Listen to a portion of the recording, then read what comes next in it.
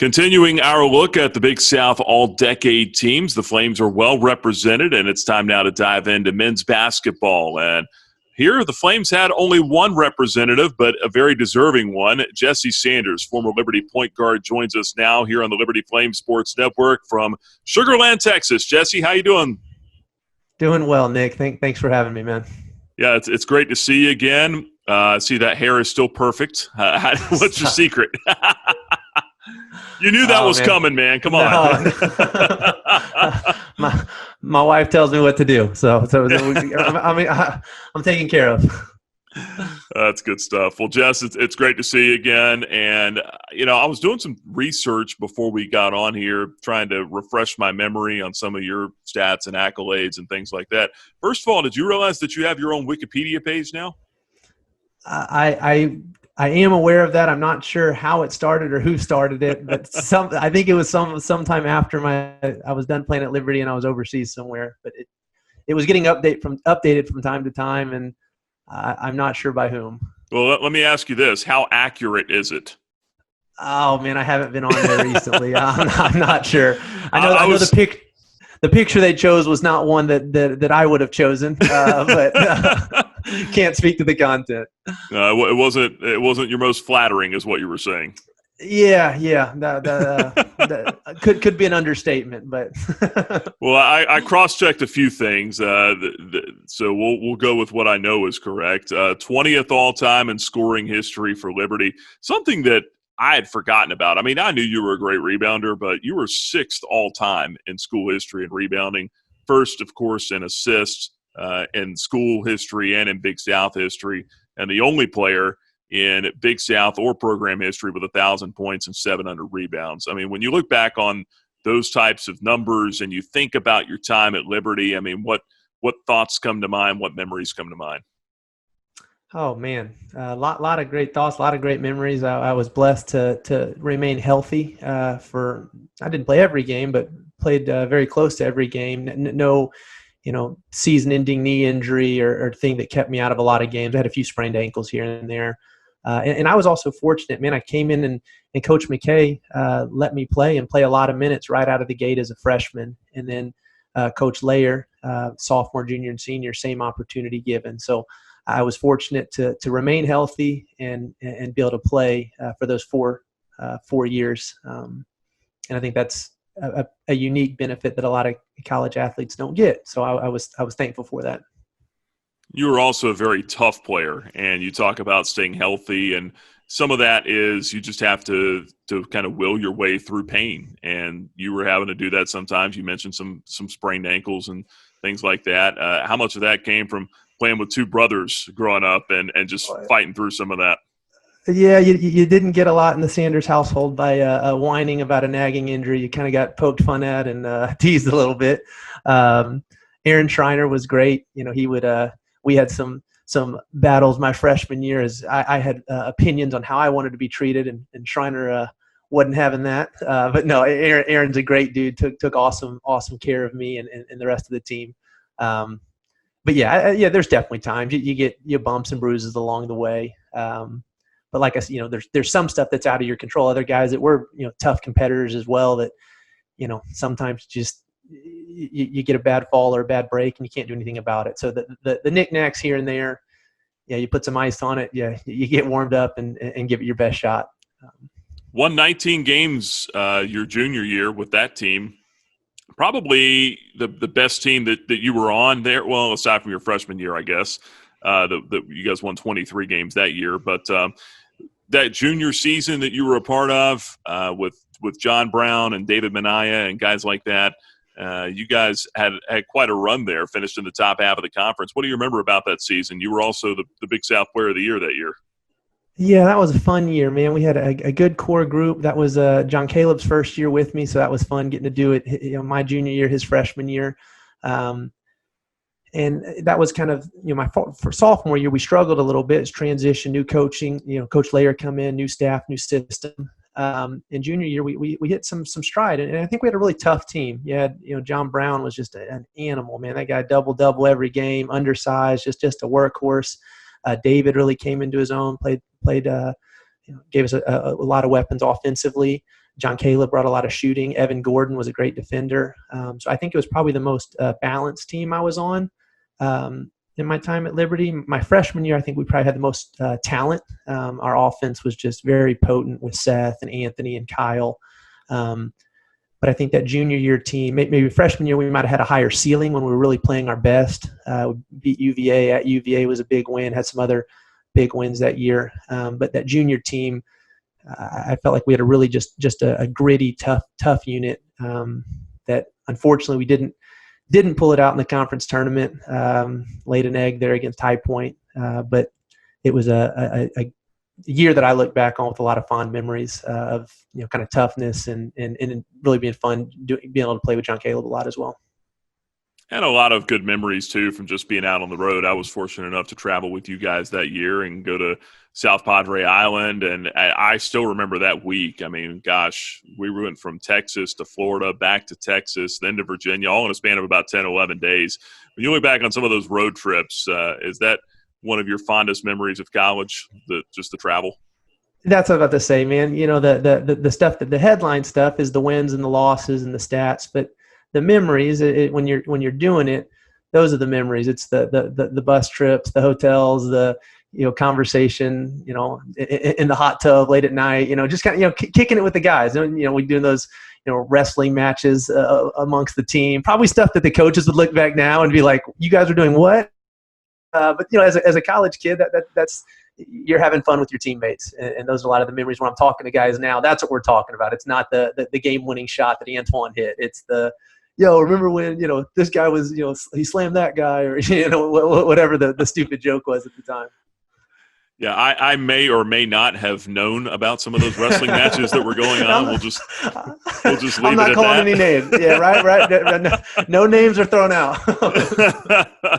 I remember Sami Agukwe. You mentioned the hot tubs and being out there late at night, and you guys getting Sami to run out in the ocean. I mean, that was good stuff. Yeah, Sami was always up for good. He was always up for a good time, and he brought a fresh perspective to the team. When he came over, he was a really fun addition when he joined us.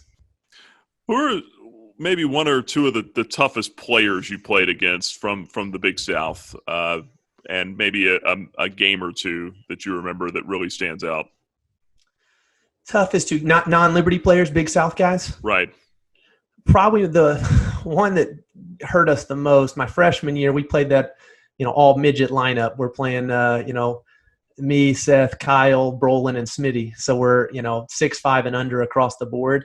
And we'd play Radford, and they had Art Parakowski. That was just this giant in the middle. And I swear, I feel like every time we played that guy, he got like 40 and 20. And in the pictures, Kyle Oman and I trying to double team him, and we're swiping it, trying to double down. He's just turning and dunking on us. So he was probably the most dominant player I played in my time there. From a matchup position, I always battled with JP Prim. Him and Matt Dickey were a tough backcourt in Nashville. And those were both guys that I respected a lot, really tough competitors. And we came in as freshmen, and we both, they were high-minute players as freshmen, as was I. And so both of those, Matt Dickey and JP Prim, were two. Every time we squared up, I knew it was going to be a battle with those two. One game I remember is you got to go out on senior night against Campbell in the Vine Center. You guys got a win, and I think Campbell was number one in the league at the time. You guys beat them 49-41 that night to hold an opponent to 41 points. I know Liberty basketball is doing that on a consistent basis these days, but it's still hard. It's still hard to do that, and I have this memory of you throwing the ball up in the air, and I mean, was that a big moment for you? Yeah, big statement win, especially you get near the end of that senior year, man. It's like you put things into perspective. When you're a freshman, you feel like you got all the time in the world, and you're counting down the days. Like, gosh, this is my last home game or my last road game, and you really just not that you weren't giving it all you had before, but you just that really extra effort. So I think any of those big momentum wins down the stretch really mean a lot. And then ironically, I ended up Campbell's best player at the time was a guy named Eric Griffin, real athletic four-man. And we had a little trash talk back and forth during that game and some previous games. And then ironically, Eric and I ended up playing on the same team in Italy the next year as both our rookie professional seasons. So after all the trash talk, we ended up joining forces in Jesi, Italy, a few months later. So that was kind of fun. Yeah, it's funny how that stuff always plays out, right? Yeah. So you've played all over the world at this point. I mean, now you've retired, but Italy, Portugal, Belgium, I think. Tell me about that professional experience and how cool that was for you, and also just how much the Liberty experience prepared you for that. Maybe not even just on the court either. Well, man, one, a huge blessing. Like I said, Lord gave me a healthy body and allowed me to continue to play even after a long and tough college career. So very thankful for that. I think the way I was prepared for it, the biggest and best way was I met my wife, and she was willing to go with me. So instead of going over and being lonely and trying to figure out a new country and new profession and new language, I'm there with my wife on a 9-month honeymoon of sorts. So that was really cool. And man, it was crash course in everything. We don't speak Italian. We're living in this little apartment in a small farming community. And a lot of stuff that was really cool. And then a lot of things were like, oh my goodness, what do we get into? But I think it was, good for me as a player, good for our marriage, good for our just perspective on life from living in, Sugar Land, Texas, and then being in the Liberty bubble, and then going to completely other side of the world and seeing a different way of doing things. I look back on that, and I'm very thankful for that opportunity. Going forward, man, you play in Italy, then I go to Sydney, Australia, completely different side of the world again. Now, at least we're speaking some form of English, not the way that you and I are speaking, but great people over there really embraced us. We had an entire, awesome experience. Then we go spend 2 years in Germany, much different culture. That was probably the height of the basketball career, that the BBL, the Bundesliga, probably the best professional league I had the opportunity to play in, and a really exciting league. I mean, it was, packed stadiums every night. The German people really, and football's number one. We call it soccer. Yeah. I made the mistake of calling it soccer there. Don't call it soccer in Germany. Right. Right. But that league was really exciting, man. There's thousands of fans in each arena. It's followed a lot. And then I went to Belgium first, then Germany, and then after Germany, I leave and go to Portugal. And again, completely different culture. And in Portugal, our big rival in sport is men's roller hockey. It's kind of like ice hockey on roller skates. And I'm thinking, like, you got to be kidding me, man. How did roller hockey get more fans than basketball? It was a big shot to my ego, man. It's just a different culture and different way of people doing things. But again, amazing opportunity for me and my wife. My daughter was born in Belgium, so we started our family over in Europe. Got to see a lot of different cultures, experienced a lot of different places, and I'm really thankful for that. Outstanding. Well, Jess, we certainly appreciate the time, and congrats on the All-Decade honor. Very well deserved, and just glad that you're doing well. And you got your family now in Sugar Land, Texas. I guess before we let you go, tell us about family life and what you're doing now. Well, like I said, bounced all around the world playing ball. Wanted to get home, be by family. That was probably the one detriment to traveling around. You don't have a lot of sense of community. So we've been fortunate. We live about a mile from my parents. John Caleb's about a half mile, kind of in between me and my parents.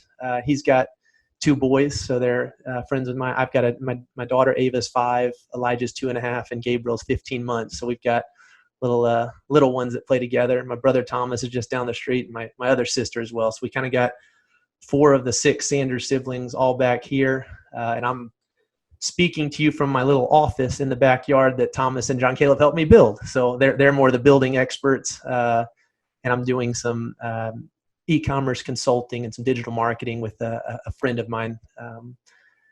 I joined his company after stopping playing that last year in Portugal. So we're hot.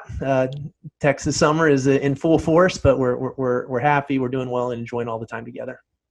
Great stuff. Jess, again, thanks so much for the time, and looking forward to getting back to hopefully watching some college basketball here real soon.